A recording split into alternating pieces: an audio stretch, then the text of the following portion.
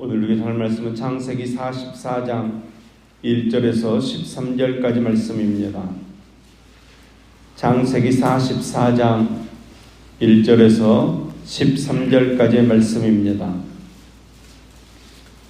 창세기 44장 1절에서 13절까지 말씀을 우리 같이 한 목소리로 읽겠습니다.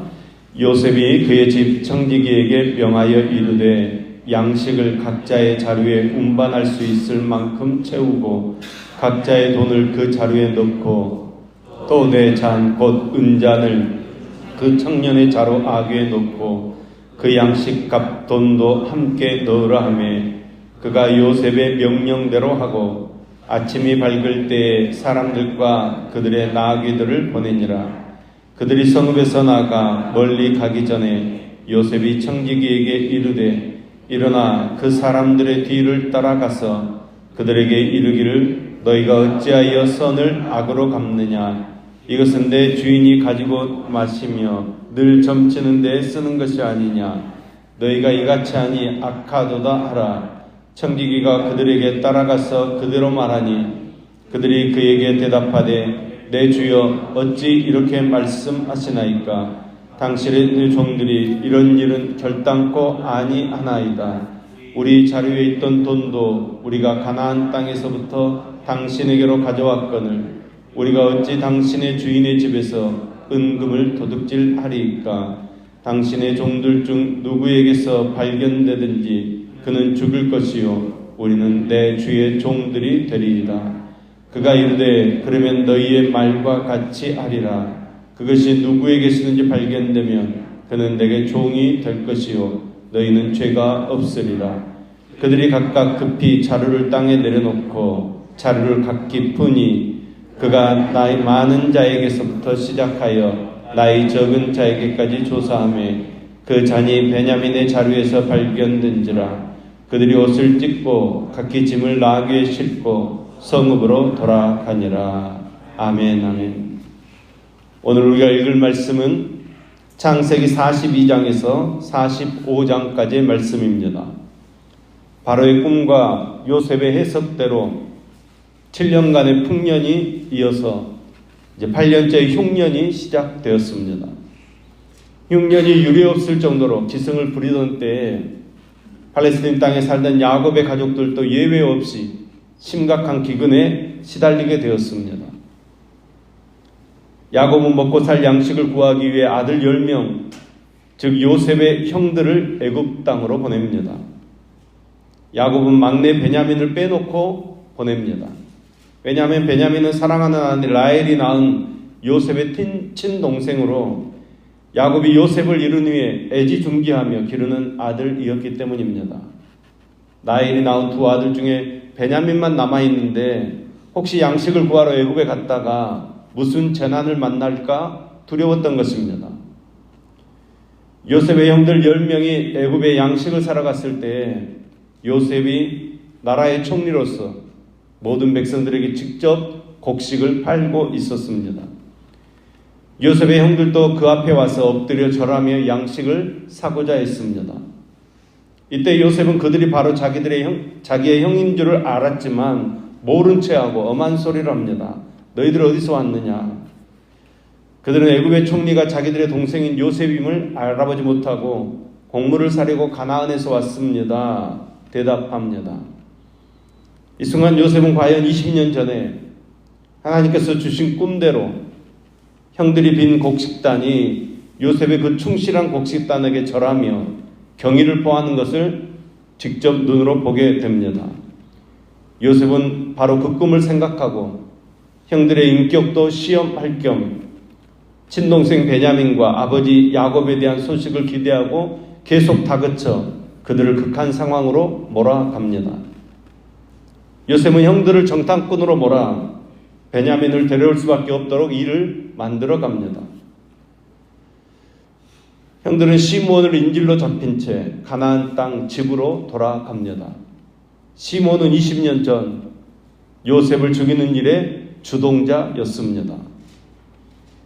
요셉의 형들이 야곱에게 돌아와 자초지정을 말하며 자신들이 첩자로 몰려서 첩자가 아닌 것을 증명하기 위해 어쩔 수 없이 애굽 총리의 요구대로 시므온으로 인질로 잡히고 식량을 가지고 돌아왔다고 이야기하면서 시므온을 데려오기 위해서는 막내 베냐민을 데려가야 한다고 이야기합니다.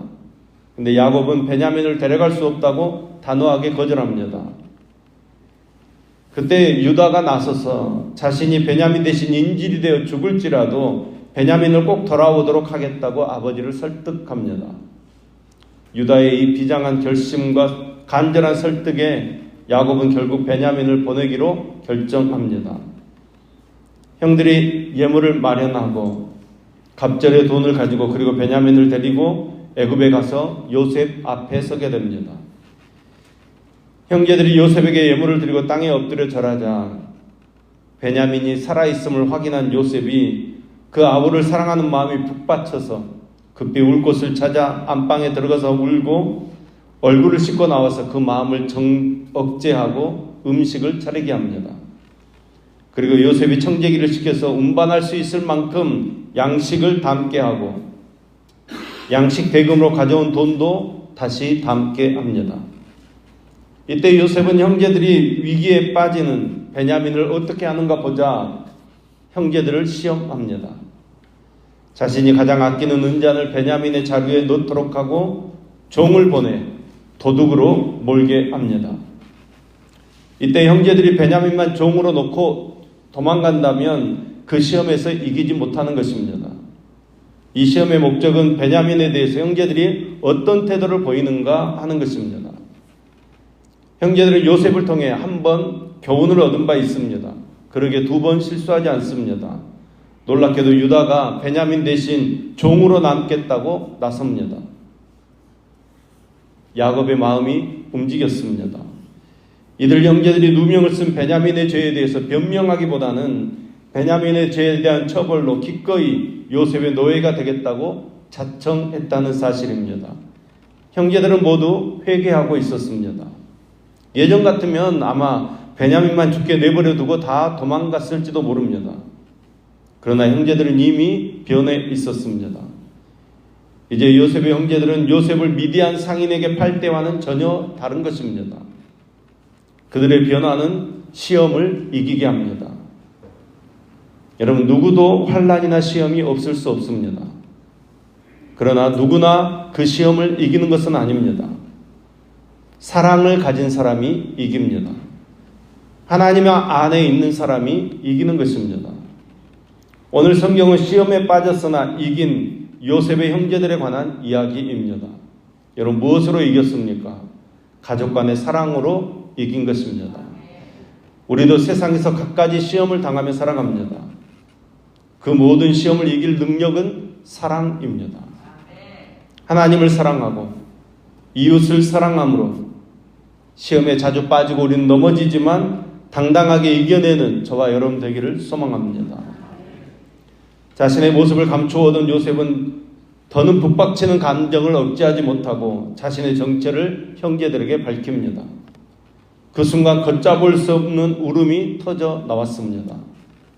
그 울음에는 그동안의 서러움, 그리움, 감사함, 감격 이런 감정들이 고스란히 다 담겨 있습니다. 요셉은 자신의 정체를 밝혔지만 형들은 도저히 믿을 수 없었습니다. 아니면 지은 죄로 인해서 두려워서 아무 말도 할 수 없었습니다. 그러나 요셉은 자신이 종으로 팔린 것은 하나님의 섭리였기 때문에 과거의 사건과 관련해서 너무 유념치 말라고 이야기합니다. 요셉은 형들을 용서해 줍니다. 요셉이 형들을 용서할 수 있었던 것은 하나님의 섭리를 믿었기 때문입니다. 형제들과의 갈등, 애굽에서의 그 노예 생활, 억울한 누명을 쓰고 한 감옥 생활, 이 모든 고난이 우연이 아니라 하나님의 뜻을 이루기 위한 과정인 것을 깨달아 알았기 때문입니다.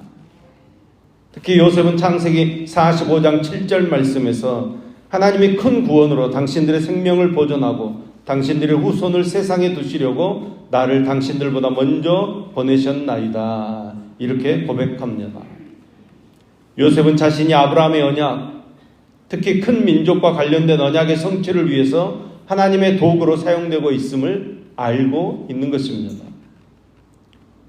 우리 인생을 가만히 들여다보면 마치 요셉이 걸어왔던 길과 크게 다르지 않음을 느낄 때가 있습니다. 부당함이 인생을 덮는 것 같고 이해하지 못하는 상황이 벽이 되어 인생을 막막함으로 끌고 가는 것처럼 느껴질 때가 얼마나 많은지 모릅니다. 마치 하나님의 인도하심이 멈춘 것 같고 내 인생을 수수방관하시고 있는 것 같아서 답답함을 느낄 때가 왜 없겠습니까? 그런데 우리의 하나님께서는 무관심 속에 관망하시는 그런 하나님이 아니십니다. 요셉의 인생을 통해 역사의 그림을 그려가셨던 하나님께서는 오늘 우리의 삶을 통해서도 역사의 그림을 그려가고 계십니다. 당장은 아무것도 보이지 않는 것처럼 느껴져도 하나님께서 우리의 인생을 선하게 인도하십니다. 언젠가 요셉의 고백처럼 이 자리는 생명을 구원하기 위해 하나님께서 보낸 자리라는 것을 선명하게 보고 감사로 고백할 날이 반드시 올 줄로 믿습니다. 그러므로 여러분, 오늘 또 우리에게 주어진 그 자리가 한 생명을 구원하기 위해 하나님의 섭리 가운데 보내진 복된 자리임을 깨닫고 하나님의 구원의 역사에 동참하는 삶을 사는 저와 여러분 될 수 있기를 예수님의 이름으로 축복합니다. 기도하겠습니다. 하나님, 우리의 삶이 부당하다 느껴지거나 막막함이 가로막고 있다 느껴질 때 우리가 좌절하지 않고 또 인생이 순탄하다 느껴질 때 교만하지 않고 요셉처럼 우리 인생은 하나님의 섭리대로 하나님의 선하신 목적을 향해 이끌려감을 늘 기억하고 인정하는 믿음의 삶을 살게 하옵소서. 그리하여 지금의 자리가 한 생명을 살리기 위해 하나님께서 보낸 자리라는 사실을 깊이 발견하게 하여 주시옵소서. 하나님을 믿는다면서도 여전히 끊어야 할 것을 단호하게 끊지 못하고 미적미적하고 있는 우리들의 죄를 용서하여 주시옵소서. 하나님 믿는다고 하면서 사람들과 어긋난 관계성 때문에 시험에 들어 사람을 탓하며 하나님 원망하는 우리의 죄를 용서하여 주시옵소서. 요셉과 같이 의와 절제와 심판을 믿는 믿음을 허락하여 주시옵소서.